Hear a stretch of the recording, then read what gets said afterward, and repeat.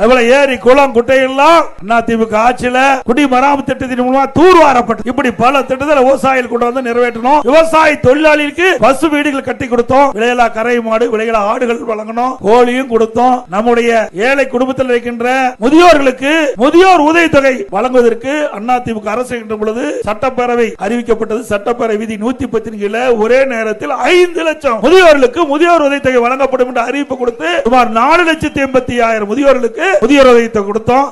அம்மா இருக்கும்போது அந்த முதியோர் தொகை 500 இருந்து 1000 உயர்த்தினாங்க. அதிமுக ஆட்சி மீண்டும் தொடர்ந்து இருந்த காலகட்டத்தில் அம்மா மறைவுக்கு பிறகு எவ்வளவு கொடுக்க முடியுமோ அவ்வளவு கொடுத்தோம். கிட்டத்தட்ட திமுக ஆட்சி 2011 வரைக்கும் 18 லட்சம் முதியோர் தான் முதியோர் உதவித்தொகை பெற்றிருந்தாங்க.